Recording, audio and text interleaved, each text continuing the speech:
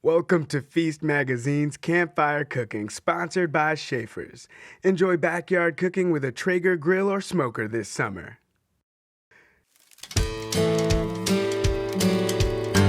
everybody, it's Kat, and I thought that today I would show you how to make an incredibly easy camping-friendly shrimp boil, which is also perfect for your backyard fire pit. And this could quite literally not be any easier. There's almost zero prep. I am going to show you how to make the boil spice sachet, but if you don't even want to bother to do that, you can find one very easily in your grocery store. So I'm going to put all of this together, and then we're going to head out to my backyard and cook it up in my cast iron pot. So here I'm just going to set this aside in order to make these spices. This is just some cheesecloth. Again, very easily found in your grocery store. I have a couple of bay leaves. This is coriander seed. It has a wonderful kind of light lemony flavor. Of course, black peppercorns. Mustard seed, can't go without that. I have some celery seed. I love the flavor and aroma of celery seed. It's really kind of unexpected. A little bit of dill. All of these are dried, but if you had your hands on some fresh dill, for example, you could use that. I have allspice and also some crushed red pepper.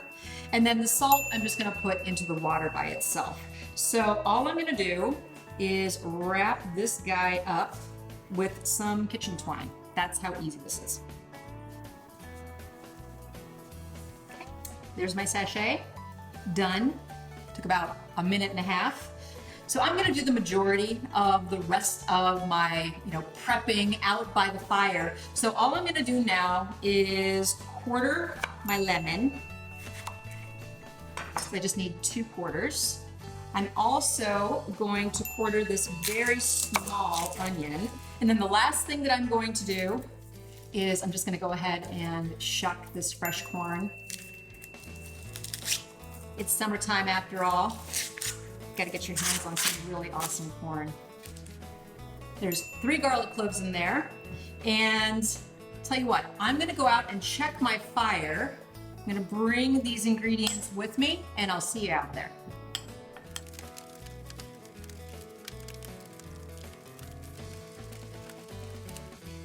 Obviously, the best part of campfire cooking is actually playing with fire and building your campfire. And for something like this, when you're trying to achieve a fast, high boil on a hanging pot, you want to make sure that you have flames, not just coals. We're going to have some other videos where you're cooking on coals, but here you want those flames to be touching the bottom of the pot.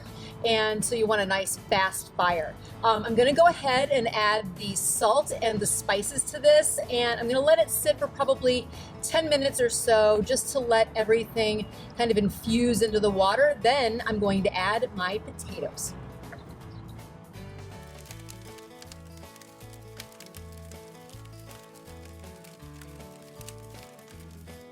So I added a log to the fire. I need to make sure that we stay at a boil. So if you are camping, obviously someone's gonna have to keep their eye on this while everybody else is hanging out and having fun. I'm gonna go ahead and add in my onion, as well as my garlic. I'm using these really, really cute little baby potatoes. You can use new potatoes, you can use Yukon Gold potatoes that are cut up. Really, as long as it's the kind of potato that's waxy or creamy and doesn't fall apart, you're gonna be fine. So we have ourselves a good boil going, and now it's time to add in the corn and the sausage and the shrimp. The andouille is gonna give really great spice. And of course, it's wonderful summer corn. Yum. And then I'm using shrimp that have been deveined and they've had their heads removed, but they still have their little jackets. And that's because you want to be able to just throw this entire dish on newspaper on a picnic table and just everybody dig in and start peeling the shrimp apart. So I'm gonna dump these guys into the water, and in just a couple of minutes, we're gonna be ready to eat. See how these little guys are curling up? That's how you know that they are done. You don't want them to curl too tightly, then they're overcooked. So I'm gonna go ahead, this fire's hot. I'm gonna go ahead and get this guy off of the fire, and I'm gonna serve it up.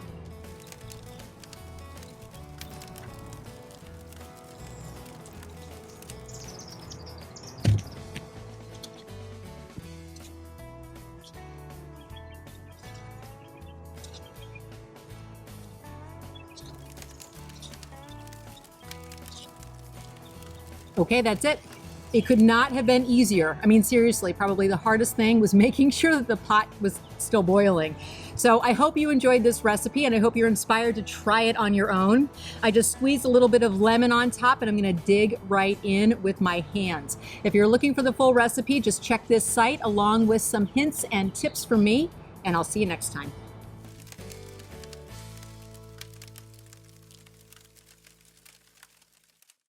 Visit Schaefer's for great savings on grills, home appliances, electronics, mattresses, and more.